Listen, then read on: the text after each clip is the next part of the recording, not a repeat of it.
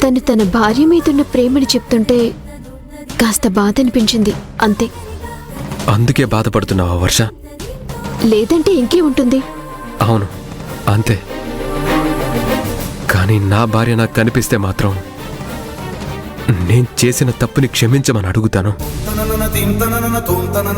అలాగే నాకు తన మీద ఎంత ప్రేమ ఉందో అర్థమయ్యేలా చెప్తాను.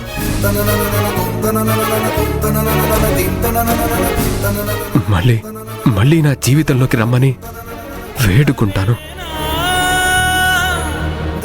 తను లేకపోతే నేను ఎంత నరకం అనుభవిస్తున్నాననేది ఎక్స్ప్లెయిన్ చేస్తాను.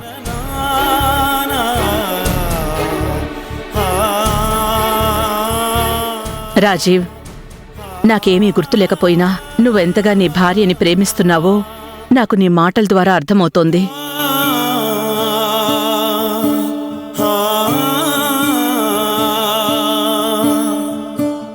జ్యోతి గనక నీకు కనిపిస్తే నా దగ్గరికి తీసుకునిరా.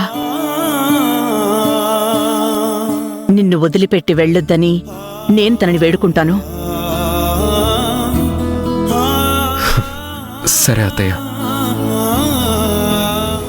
ఒక విధంగా నీకిచ్చిన మాట కోసమే దొరబాబుని నేను వదిలిపెట్టొచ్చాను శారదమ్మా. ట్రీట్మెంట్ అయిందా వర్ష? వెళ్దామా?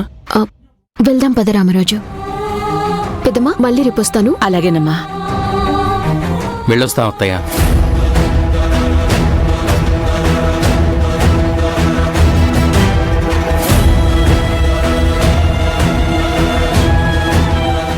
నువ్వే కనుక జ్యోతి అయితే నా ఆవేదనని అర్థం చేసుకో. నా దగ్గరకు వచ్చే. సారీ దొరబాబు, నేనున్న పరిస్థితుల్లో నిన్ను బాధ పెట్టక నాకు తప్పడం లేదు.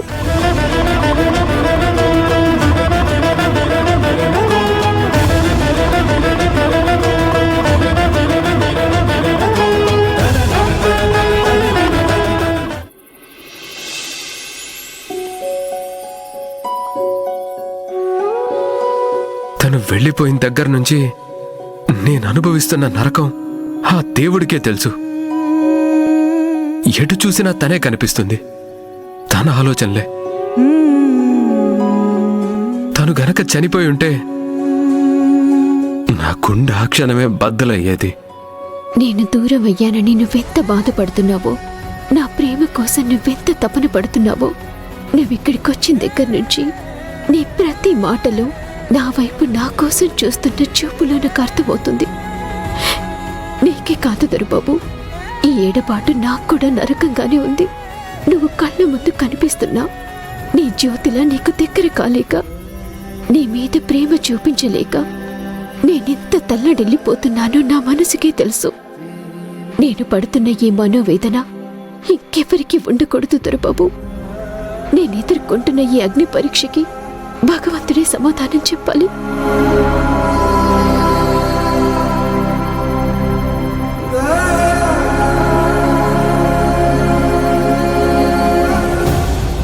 వర్ష, అలా ఉన్నావేంటి? వాడు నిన్నేమన్నా ఇబ్బంది పెట్టాడా?